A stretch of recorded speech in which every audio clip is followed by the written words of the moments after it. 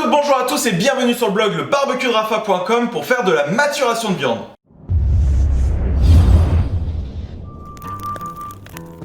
J'avais déjà expliqué dans cette vidéo comment faire de la maturation de viande maison avec les sacs de mon partenaire Polytech. Donc je vous avais expliqué que ces sacs fonctionnent comme une membrane Gore-Tex qui laisse chasser l'air et l'eau mais pas laisser l'air rentrer l'air et l'eau. Donc c'est un très bon système. J'avais fait du faux filet, de la côte de bœuf, de la picanha maturée, c'était vraiment super bon. Mais alors là, ils m'ont fait un cadeau incroyable Polytech avec cette cave de maturation professionnelle. Alors là c'est vraiment le top et je vais pouvoir me régaler et vous régaler également avec plein de recettes de viande maturée. Juste pour vous rappeler le processus de maturation, il y a la lipolyse et la protéolyse. La protéolyse va jouer sur la tendreté de la viande, c'est tout simplement le glycogène qui est contenu dans les muscles qui va métaboliser de l'acide lactique. Ça va faire diminuer le pH et ça va activer des enzymes, la protéase, qui va permettre de dégrader les protéines et du coup de faire une viande qui est vraiment super tendre. La deuxième partie c'est la lipolyse, donc c'est la dégradation des lipides, du gras tout simplement de la viande par des protéines qui s'appellent la lipase et c'est ça qui va donner un bon goût, une odeur vraiment subtile à la viande. Donc en gros la maturation de viande va jouer sur deux tableaux, et la tendreté de la viande et sur le goût. Mais pour ça, il faut avoir un morceau. Alors le morceau roi de la maturation de viande, ça va être la côte de bœuf. Donc on va tester avec ça. Mais ce qui fonctionne bien, c'est généralement tout ce qui va être protégé par une grosse couche de gras. Donc la picanha, ça marche bien, la brisket, donc le gros bout de poitrine, le faux filet, l'entrecôte, mais avec l'os comme ça, la côte de bœuf, c'est vraiment le top du top. Donc on va commencer avec ça. Et la condition sine qua non pour faire une bonne maturation de viande, c'est avoir une viande qui soit extrêmement persillé. Donc partez sur un morceau qui est vraiment phénoménalement bien gras avec du gras intramusculaire. Donc pour faire une bonne maturation de viande, alors voilà, ça c'est mon train de côte. Alors ici il y a 1, 2, 3, 4, 5 os, donc 5 côtes de bœuf. Et vous voyez, il est super bien persillé. Donc c'est absolument ça qu'il faut chercher. Parce que pour une viande maturée de qualité, il vous faut une qualité de base de la viande qui soit optimale. Il faut vraiment des animaux qui soient élevés en plein air, nourris à l'air, dans des bonnes conditions. Bon, ça c'est un peu pour toutes les viandes, mais pour celle-ci c'est d'autant plus important.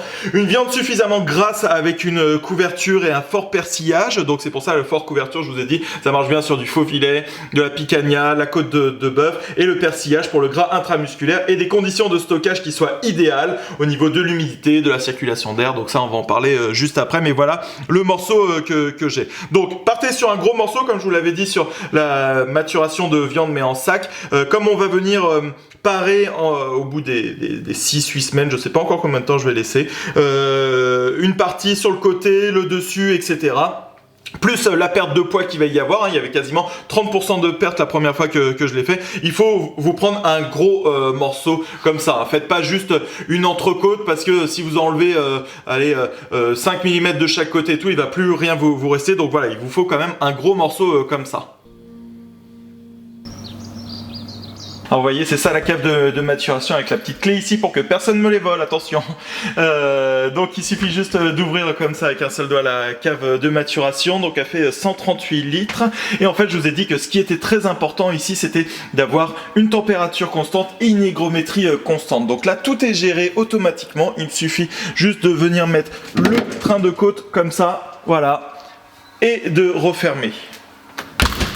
Alors juste pour vous expliquer, ici il y a une lampe UVC, ça va permettre de stériliser le volume d'air à l'intérieur jusqu'à 40 fois par heure. Et ensuite ici, juste en bas, il y a un filtre charbon.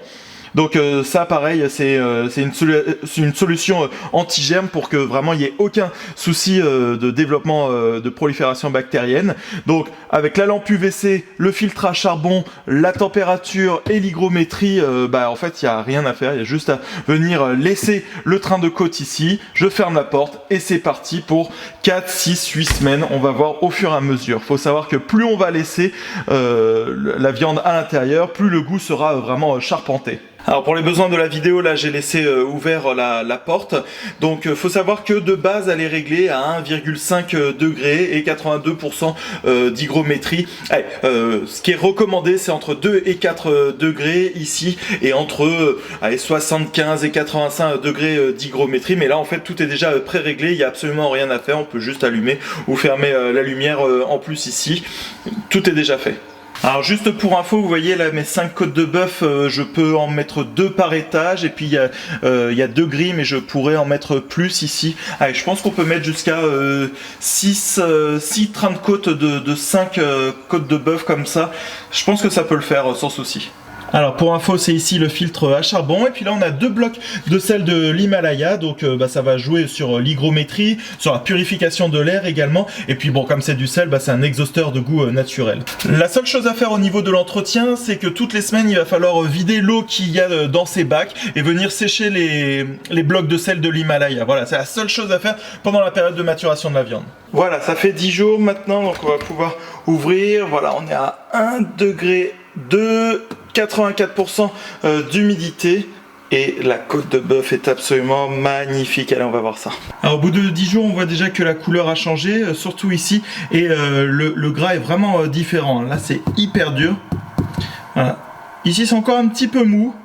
Voilà, je pense que ça va se durcir au fur et à mesure, mais la couleur a déjà pas mal changé et le gras a bien durci. Juste un mot ici, alors vous voyez, donc là ça représente environ 10 kg de viande, même un petit peu plus, 12 kg il me semble. C'est dommage, j'aurais bien voulu une autre grille ici, et celui-ci je l'aurais monté pour rajouter encore d'autres choses et augmenter la capacité de la cave. Il manque une petite grille comme ça, mais en tout cas c'est vraiment pas mal. Allez, on laisse ça tranquillement en maturation.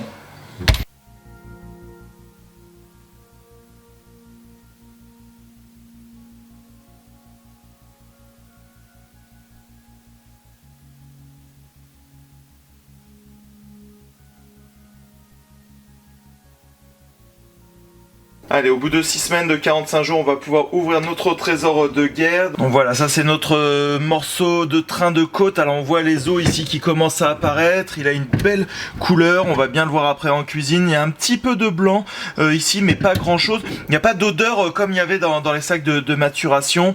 Je pense que là on est bien, hein. Donc on est à 45 jours. Celui-ci il a 10 jours de moins, donc 35 jours. Et je pense...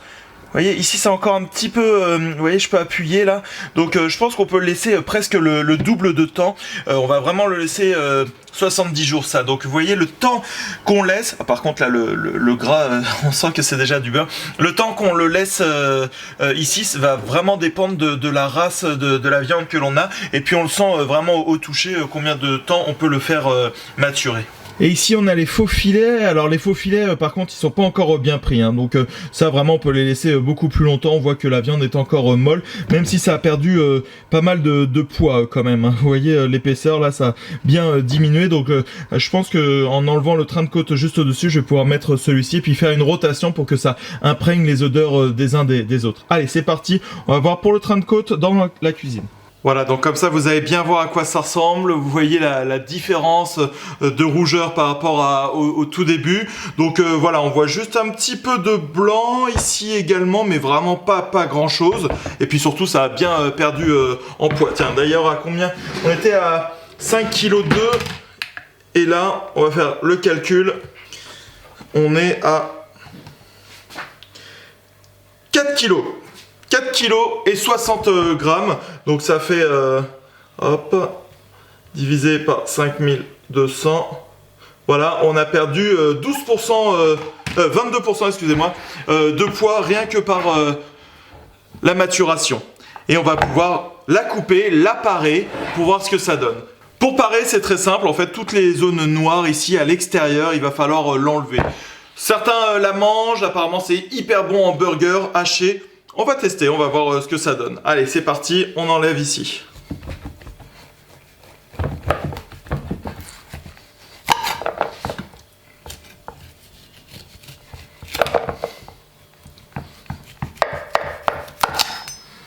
Ah, juste pour info, voilà à quoi ça ressemble la croûte, hein. Donc ça fait vraiment un morceau dur comme ça, et puis on voit vraiment la différence entre le morceau rouge, hein, à l'intérieur c'est vraiment bien rouge, et ça c'est quand même assez dur, hein.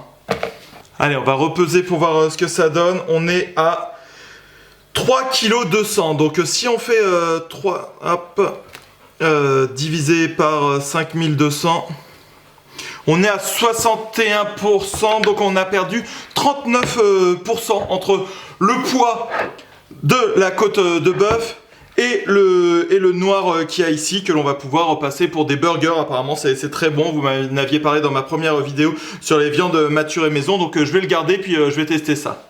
Allez, on va couper, on va voir ce que ça donne. Donc c'est plutôt côté os ici, on repère bien entre. Et puis alors moi, en fonction de la taille, voilà, il faut couper vraiment tout proche.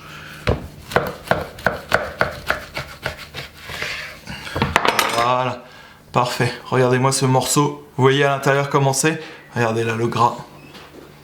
Vous voyez, quand je vous disais que le plus important c'était vraiment le gras intramusculaire, regardez ici. Vous voyez, tout ce gras là va venir nourrir la viande. Et évidemment le gras à l'extérieur, hein, va falloir faire attention ici à la cuisson. Mais regardez-moi ces couleurs comme elles sont magnifiques. Top, je suis vraiment content pour mon premier essai.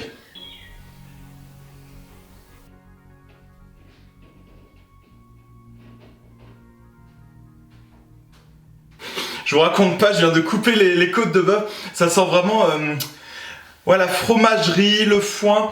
Mais c'est pas aussi fort que dans les sacs de maturation dans la vidéo que je vous avais faite. Je pense que voilà, dans les sacs de maturation, 30 jours c'est vraiment un maximum. Ça développe déjà beaucoup de saveurs. Et par contre, dans les vraies caves de maturation, il y a en plus l'affinage qui se fait. Donc les goûts sont plus subtils. C'est quand même meilleur, hein, mais c'est pas le même goût. Ça nous donne déjà une bonne idée avec les sacs de maturation. Avec les caves de maturation, on a la vraie maturation de viande. Prenez de la très bonne viande et surtout une cave de maturation, vous avez vu, avec la lampe UVC, le filtre charbon qui va permettre le renouvellement de l'air pour avoir une température et une hygrométrie constante. Franchement, ça m'a absolument pas fait défaut. On avait dit qu'il fallait changer environ toutes les semaines l'humidité, l'eau qui tombait dans le bloc de sel. En fait, pas du tout. Moi, je l'ai changé peut-être une fois au milieu. Là, je vais le refaire. Donc voilà, ça tient bien 3 semaines. Donc là-dessus, il n'y a pas de souci. Ensuite, mes côtes de bœuf, on fera une vidéo prochainement sur comment cuire une côte de bœuf maturée. Regardez, elle est vraiment... C'est incroyable l'odeur. Et vous avez vu, l'intérieur est bien rouge. Hein, donc c'est vraiment pas du pourrissement. Et ce que je voulais vous dire aussi, c'est que comme il y a une déshydratation, l'eau est sortie au fur et à mesure, et du coup ça se congèle hyper bien. Donc pour la conservation, vous pouvez mettre sous vide, directement au congélateur, et il ne va pas y avoir les cellules qui seront éclatées par la dilatation de l'eau en intracellulaire. Donc ça c'est vraiment bien également, on peut en faire plusieurs et en faire pour ses amis également, parce que voilà, il faut vraiment être un fan de belles viandes, de beaux morceaux de viande pour avoir une cave de maturation comme ça, mais ça vaut vraiment le coup. Allez, on se retrouve bientôt pour comment bien cuire une côte de bœuf maturée. En tout cas, merci à mon partenaire Polytech pour cette cave de maturation et ses saveurs absolument incroyable. Pour encore plus de recettes, de tutos ou d'unboxing, de tests, de plancha, de barbecue, enfin tout, rejoins la communauté de fans de barbecue sur ma page Facebook, viens liker le barbecue de Rafa et abonne-toi à ma chaîne YouTube. À bientôt!